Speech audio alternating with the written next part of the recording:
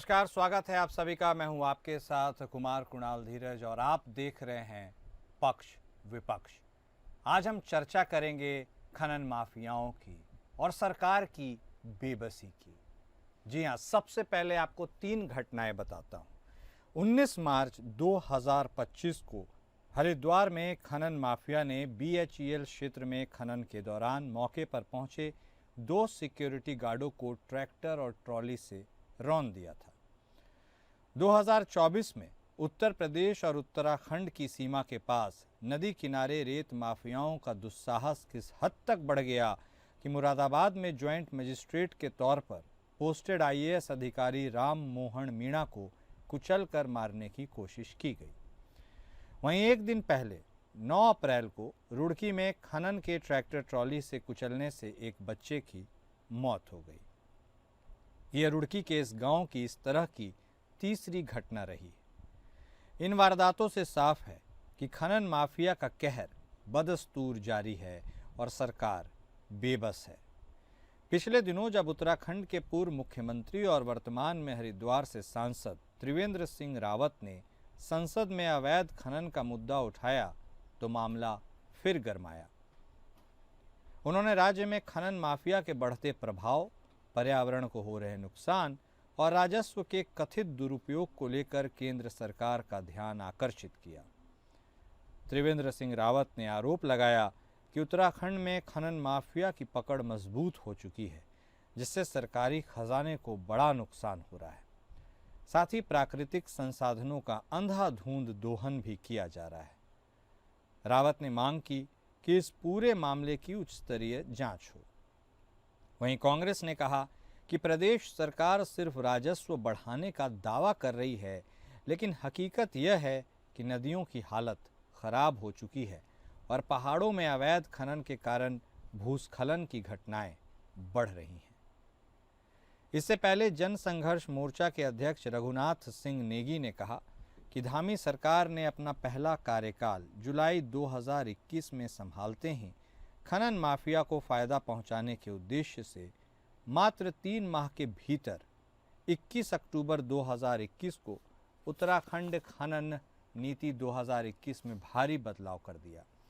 सरकार ने नदी किनारे निजी नाव भूमि में समतलीकरण, रिसाइकलिंग टैंक और मत्स्य तालाब निर्माण को खनन परिभाषा से बाहर कर दिया और जारी लाइसेंस की अवधि 1 वर्ष से बढ़ाकर 5 वर्ष कर दी। इसके साथ ही पर्यावरणीय अनुमति की आवश्यकता को भी नकार दिया गया। सरकार ने माफिया को फायदा पहुंचाने के लिए अन्य स्रोतों से प्राप्त रॉयल्टी 506 रुपये प्रति टन से घटाकर 70 रुपये कर दी और भारी मशीनों को नदियों में उतारने की अनुमति प्रदान की, जिससे सरकार को हजारों करोड़ रुपए के राजस्व की हानि हुई। तो आज हम यही समझने की कोशिश करेंगे कि आखिर जो मुद्दा पूर्व मुख्यमंत्री त्रिवेंद्र सिंह रावत ने संसद में उठाया था और जिसको लेकर खूब आरोप प्रत्यारोप का दौर भी चला था, वह मुद्दा कितना संजीता है। और इसी मुद्दे पर अपनी चर्चा को आज हम आगे बढ़ाते हैं। हमारे साथ हमारे खास मेहमान जुड़ चुके हैं। हमारे साथ भारतीय जनता पार्टी के तरफ से बतौर प्रवक्ता डॉक्टर सुनीता विद्यार्थी जी जुड़ी हैं। वहीं कांग्रेस पार्टी के तरफ से बतौर प्रवक्ता डॉक्टर प्रतिमा सिंह जी भी हमारे साथ जुड़ चुकी हैं। आप दोनों खास मेहमान का स्वागत है। शुरुआत सुनीता जी आप ही के साथ करते हैं। देखिए, ये अजीब ही विडंबना है कि एक तरफ खुद आप ही के पार्टी के और पूर्व मुख्यमंत्री रहे रावत साहब ने आप ही की सरकार से सवाल पूछा और संसद में उसकी आवाज़ गूंजी। हालांकि आप लोगों ने पार्टी में लोकतंत्र का हवाला देते हुए, सबको अपनी बातें रखने का मौका बताते हुए उस बातों को, उसकी चर्चा आपने ज़रूर की, लेकिन यह मामला काफ़ी हद तक उससे भी ज़्यादा गंभीर है। कुछ घटनाएं इस कदर हो रही हैं उत्तराखंड की शांत फिज़ा में कि अब वहाँ पर लोगों को डर लग रहा है। क्या खनन माफिया इस कदर बेलगाम हो गए हैं कि अब वह खुद सरकार की भी नहीं सुनते, या फिर सरकार उनके ऊपर शिकंजा कसना ही नहीं चाहती? क्योंकि कई उदाहरण निकलकर ऐसे सामने आए हैं जिससे यह साफ समझ में आता है कि अवैध खनन के मामले में उत्तराखंड काफ़ी तेज़ी से आगे बढ़ रहा है। और ऐसे में क्या सरकार सब कुछ अपने आंख के सामने होते रहने के लिए छोड़ देने को तैयार है? सुनीता जी। जी, देखिए, जैसे आपने बताया कि माननीय पूर्व मुख्यमंत्री श्री त्रिवेंद्र सिंह रावत जी ने संसद में ये मसले पे चिंता करी और चर्चा करने की जो कोशिश की है।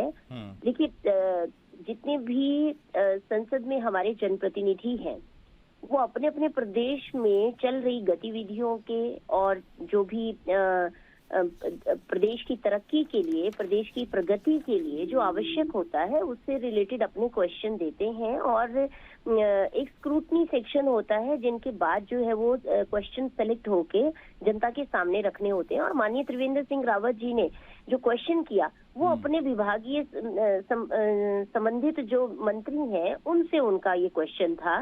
तो एक अपने प्रदेश के लिए चिंता जाहिर करना बिल्कुल वाजिब है, क्योंकि वो इसीलिए जनप्रतिनिधि बने हैं।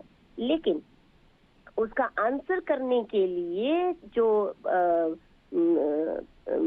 मैं कहूंगी कि जो विभागीय मंत्री हैं वही उसको आंसर कर सकते हैं कि क्या विषय है, क्या किस तरीके से क्वेश्चन आया है और उसका क्या उत्तर होना चाहिए। 1 मिनट के लिए सुनीता जी, 1 मिनट, माफ कीजिएगा आपको टोक रहा हूँ, 1 मिनट के लिए आप उन तमाम सवाल जवाबों को भी छोड़ दीजिए, उन घटनाओं के ऊपर ध्यान केंद्रित कीजिए जो उत्तराखंड में घटी है। हालिया घटना है 19 मार्च 2025 को हरिद्वार की। खनन माफिया ने BHEL क्षेत्र में खनन के दौरान मौके पर पहुंचे 2 सिक्योरिटी गार्ड को ट्रैक्टर ट्रॉली से रौंद दिया। थोड़ा सा पीछे जाइए, 2024 में ज्वाइंट मजिस्ट्रेट को भी कुचलने की कोशिश की गई जो IAS थे और तैनाती उनकी संभवतः मुरादाबाद में थी।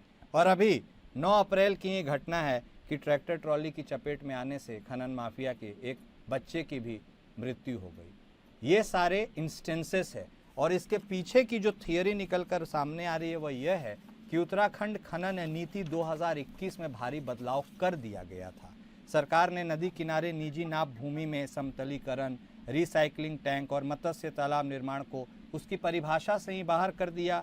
लाइसेंस की अवधि 1 साल से बढ़ाकर 5 साल कर दी। इसके साथ ही पर्यावरण की अनुमति लेने की भी आवश्यकता को खत्म कर दिया गया। रॉयल्टी की बात करें तो 506 रुपये प्रति टन से घटाकर उसे 70 रुपया कर दिया गया। ऐसे में आपको लगता है जब इस नीति में ही इस तरह के बदलाव हुए हैं तो खनन माफिया की नीयत नहीं डोलेगी? वह साफ कैसे नहीं, देखिए अब बिल्कुल सही बात आप कह रहे हैं कि बहुत ही गंभीर विषय है और अगर इस तरीके से नीतियों में संशोधन किया है या कहीं पे भी लगता है कि भूमाफियों को फायदा पहुंचाने के लिए अगर ऐसा कुछ हुआ है तो वो गलत है। लेकिन इन्हीं सब विषयों को तो वहाँ के जनप्रतिनिधियों द्वारा रखना है। भाई यही सारी विषय गए होंगे तभी उनको लगा ना कि इस क्वेश्चन को रेज करना चाहिए, इस पर चर्चा होनी चाहिए। और नीतियों पे संशोधन तभी होता है जब चर्चा होती है, उस पे परिचर्चा होती है। तो ये इसको देखिए, आप ऐसा ना समझिए कि अपनी ही सरकार के लोग अपने लिए ही कोई गड्ढा खोद रहे हैं, ऐसा बिल्कुल नहीं है। ये बिल्कुल अपने अपने स्तर पर जनप्रतिनिधि जो उस क्षेत्र को देख रहे हैं, जो उनकी जिम्मेदारी है उसके मुताबिक वो काम कर रहे हैं। लेकिन अगर कहीं किसी को जान से मारने का षड्यंत्र हो या किसी को नुकसान पहुंचाने को हो, जैसे आपने अभी बोला कि एक बच्चे को जो है मार दिया, तो देखिए अभी मार दिया नहीं बोलेंगे, वो कुचल दिया गया या वो जाने में हुआ अनजाने में हुआ, ट्रैक्टर ट्रॉली की चपेट में आ गई। ये चीज जो है अभी इसका खंडन हुआ है कि वो खनन माफियों के खनन संबंधित जो भी ट्रैक्टर ट्रॉली या ट्रक वहाँ चलते हैं उनके माध्यम से वो नहीं हुआ एक्सीडेंट। ये चीज उन्हीं के माध्यम से वहाँ लोकल ही लोगों ने बताया, आपको टीवी पे भी ये बताई गई सारी चीजें। लेकिन विषय गंभीर है और इस तरीके की अगर अनजाने में भी अगर ऐसी वारदातें होती हैं तो बहुत ही चिंतनशील है, क्योंकि ये चीजें जो है आगे जाकर बहुत बड़ा रूप ले सकती हैं। तो ऐसी दुर्घटनाएं नहीं होनी चाहिए। अगर भूमाफियों को कहीं पे इस तरीके का कहीं कोई छूट मिल रही है तो गलत है। लेकिन आपने देखा कि धामी सरकार ने पहले जो खनन होता था और जो अब हो रहा है उसमें कितना कंट्रोल किया है, चोरी बंद की है। आप देखिए कि कितनी खनन माफियों के माध्यम से चोरी की जाती थी। तो ठीक है सुनीता जी, मतलब आप लोग चर्चा, आप लोग, मेरा ये कहने का मतलब है आप लोग चर्चा कर रही हैं ना, गंभीर है ना इस मुद्दे पर? बिल्कुल बिल्कुल गंभीर। देखिए ठीक है। ऐसा नहीं है कि त्रिवेंद्र जी गलत है कि उन्होंने खनन का मुद्दा उठा दिया तो ये कोई अपनी सरकार के लिए गलत कर दिया। ठीक है, वो ओके जनप्रतिनिधि है वहाँ के। ओके अगर सुनीता वहाँ जी, से उनके पास शिकायतें आ रही है तो उनका निश्चित रूप से अपने विभागीय मंत्री से जवाब लेना वाजिब है कि ओके ऐसा क्या किया जाए। अब ठीक है, आते हैं आपके पास। डॉक्टर प्रतिमा भी हमारे साथ जुड़ी हुई हैं। प्रतिमा जी, अब आप विपक्ष में हैं, जनता ने आपको जी विपक्ष में बैठने का ही हक दिया, मौका दिया, आप इसे जो भी समझिए, इसके साथ एक अधिकार भी दिया आपको कि जो भी गलत हो रहा है उसके लिए आप सरकार से सवाल पूछें और निराकरण करने की ओर आगे बढ़ें। विषय कितना गंभीर है पूरी पटकथा हमने आपको बता ही दी। इसके में विपक्ष जी की तरफ से आपका स्टैंड क्या है, इस पूरे मसले को लेकर आप कैसे आगे बढ़ेंगे? देखिए, बात तो यहाँ पर ये है कुणाल जी कि विपक्ष तो सवाल पूछ ही रहा है। विपक्ष के साथ साथ सत्ता में बैठे हुए जो लोग हैं उनकी खुद ही पार्टी के सांसद महोदय एक नहीं दो बार और सदन से सवाल पूछते हैं, जिस सदन की कार्यवाही पूरा देश पूरा विश्व देखता है। और पिछले सेशन में भी उन्होंने इनडायरेक्टली धामी जी को खनन माफिया तक कहने का कार्य किया था। और ये कोई क्षेत्र की समस्या नहीं है जो माननीय सांसद जी वहां उठा रहे थे। ये उनके मन का रोष था, दुख था कि देखिए प्रदेश की जनता ने जिस जो है भारतीय जनता पार्टी के हाथों में सरकार को सौंपने का कार्य किया, उन्होंने इस प्रदेश को खनन माफियाओं के हवाले करने का कार्य कर दिया।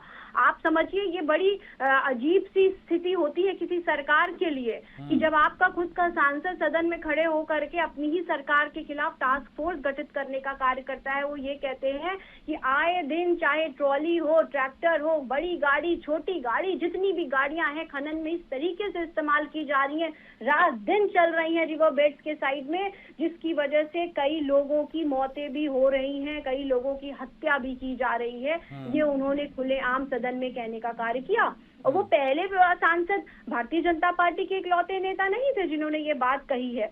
आपको याद है मुन्ना सिंह चौहान जी, अभी मुझे लगता है 1 महीना भी नहीं बीता होगा इस बात को, और मुन्ना सिंह चौहान जी ने खनन का मुद्दा विकासनगर में यमुना नदी पे उठाने का जो कार्य किया, उन्होंने कहा यमुना नदी के सीने को जिस तरीके से चीरा जा रहा है वो दुर्भाग्यपूर्ण है और सरकार को इस तरफ जो है इस तरफ देखने की आवश्यकता है और इसे कंट्रोल करने की आवश्यकता है। और आपको एक बात बताऊं, जिस पुल की बात मुन्ना सिंह चौहान ने की, उस पुल की जर्जर हालत सिर्फ खनन की वजह से हुई है और जिसपे हाई कोर्ट ने रोक लगाई कि यहाँ आवाजाही पे रोक लगनी चाहिए, लेकिन उसके बावजूद भी सरकार के कानों में जूं तक नहीं रेंगती और उससे फिर से जो खनन चल रहा था कंटिन्यूसली चलता रहा। वहाँ के जो आम जनमानस हैं उन्होंने विरोध प्रदर्शन किया। उसके बाद मुन्ना सिंह चौहान ने भी ये बात सरकार को बोली, लेकिन सरकार आज देखिए आज तक वहाँ पे वही जो स्थिति जस की तस बनी हुई है, लेकिन सरकार कुछ नहीं कर रही। अब मैं आपको एक छोटा सा एग्जाम्पल देती हूँ, क्योंकि देखिए 2022 की मैं बात करूंगी और 2022 में भारतीय जनता पार्टी की सरकार थी, कांग्रेस की सरकार नहीं थी। तो 2022 19 दिसंबर 2022 ये बात मैं आपसे इसलिए बता रही हूँ क्योंकि ये सरकार इतनी ढीठ है कि विपक्ष तो छोड़िए, हाई कोर्ट का जो आदेश है उसका भी पालन करने का ये कार्य नहीं करती। 2022 19 दिसंबर उत्तराखंड हाई कोर्ट ने मशीन के माध्यम से मैकेनाइज्ड जो खनन होता था उसे रोक लगा करी थी। और तो और जो माइनिंग टास्क फोर्स होता है, आपको पता होगा, जिसके चेयर मजिस्ट्रेट होते हैं, डिस्ट्रिक्ट मजिस्ट्रेट होते हैं हर डिस्ट्रिक्ट से, उन चेयरपर्सन को ये आदेश दिया था कि आप वो सारी गाड़ियों को सीज करने का कार्य करिए, वो सारे इक्विपमेंट सीज करने का कार्य करिए, वो सारी हैवी मशीन्स को सीज करने का कार्य करिए जिनके द्वारा ये खनन हो रहा है, जिनके द्वारा जो नदियों का सीना है वो चीरा जा रहा है। उसके बावजूद भी 22 से लेकर अब तक हाई कोर्ट कम से कम 10 बार सरकार को याद दिला चुका है, लेकिन सरकार हाई कोर्ट की अवमानना करने से भी बाज नहीं आ रही।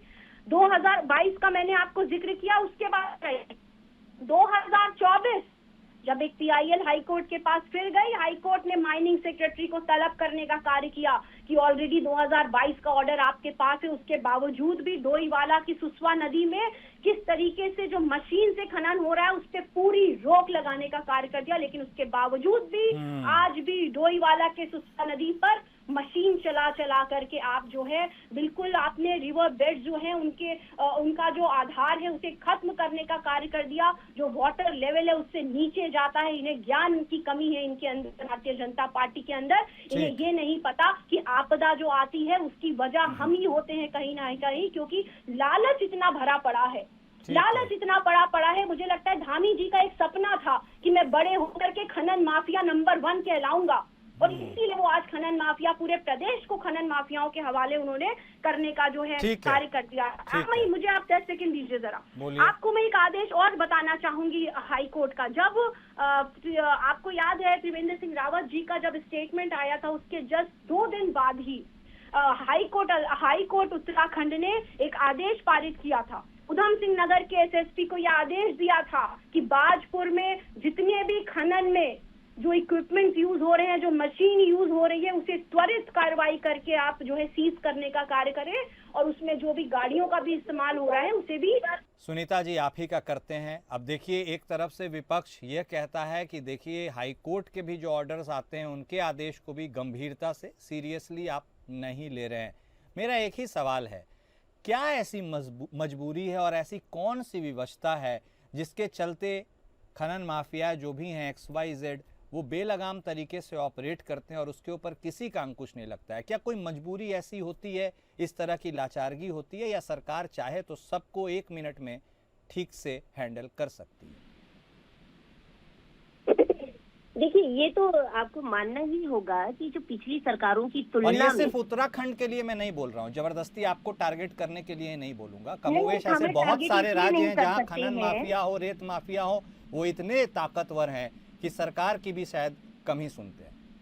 देखिए ऐसा है, हमें टारगेट करने की किसी की मंशा भी हो तो भी नहीं कर सकते हैं, क्योंकि धामी सरकार बहुत बेहतर काम कर रही है। और पिछली सरकारों की तुलना में धामी सरकार में खनन माफिया हतोत्साहित हुए हैं, और जिन खनन माफिया के जो हितैषी विपक्ष है उनके पेट में दर्द उठना लाजमी है भाई, क्योंकि उनका अब उस तरीके से मनमाने तरीके से काम नहीं हो रहा है। क्या कौन नहीं जानता कि विपक्ष के नेताओं का क्या संबंध है खनन माफियों से? कौन नहीं जानता कि किस किस नेता का क्या क्या व्यापार है?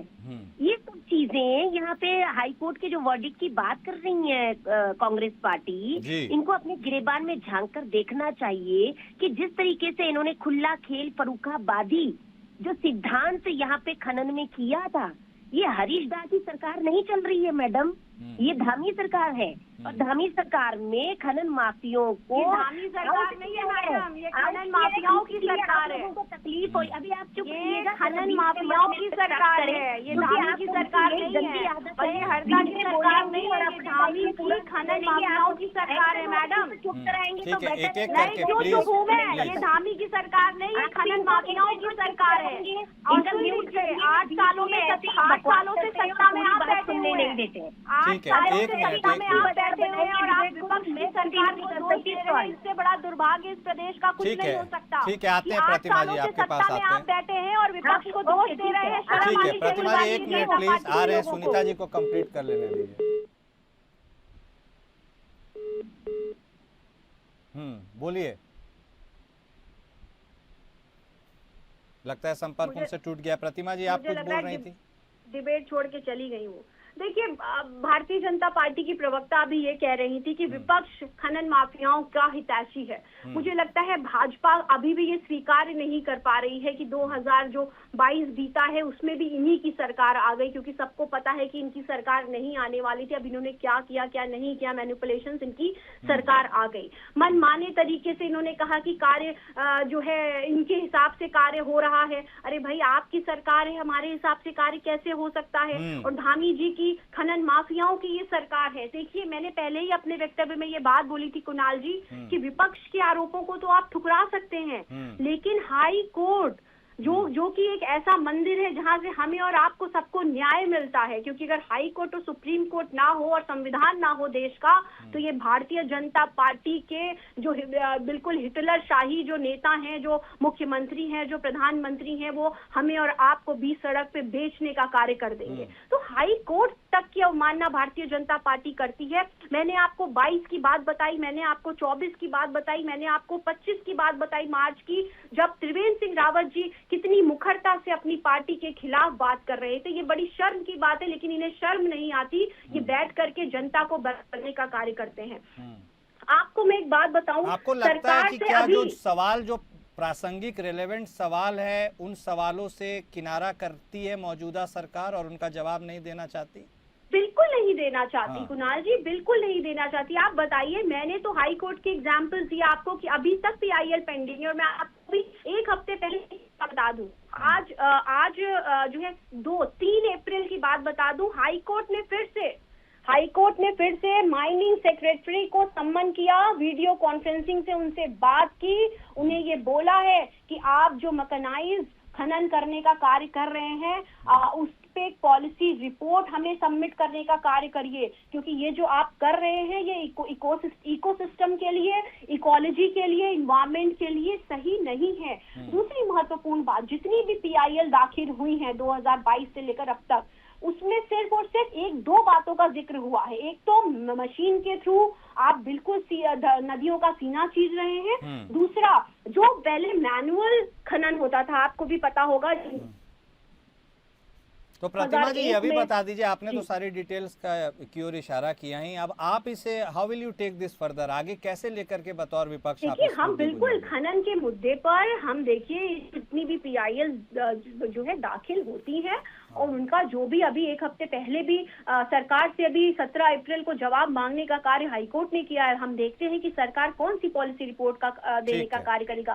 भारतीय जनता पार्टी की प्रवक्ता कांग्रेस को दोष दे रही थी। मैं आपको बताऊं, कांग्रेस के कार्यकाल में कुणाल जी जो है मैनुअल खनन होता था, जिससे जो लोकल लोग थे उनको रोजगार भी मिलता था, उनको पैसे भी मिलते थे, उनकी आजीविका भी चलती थी, और जो नदियां हैं उन पे इतना प्रेशर भी नहीं होता था। आज आपने बड़ी बड़ी JCB, दुनिया भर की जो मशीनें हैं वो लगाने का जो है कार्य कर दिया नदियों को। आपको समझ नहीं आ रहा, 2013 की आपदा आपके सामने है। अभी आपने चमोली में जिस तरीके की ठीक कह रही हैं आप, कहीं ना कहीं तो एक असमंजस और मुश्किल की स्थिति है, क्योंकि सरकार के सवाल पूछने के लिए खुद उन्हीं के सांसद ये सवाल पूछ रहे हैं, तो कहीं ना कहीं कुछ बात तो होगी जरूर जिसकी ओर वो इशारा कर रहे थे। बहुत शुक्रिया आप दोनों खास मेहमान का हमारे साथ जुड़ने के लिए और इस चर्चा में शामिल होने के लिए। तो देखिए, उत्तराखंड की यह स्थिति है, लगातार अवैध खनन माफिया वहां अपने चरम पर काम कर रहे हैं और उनसे फिलहाल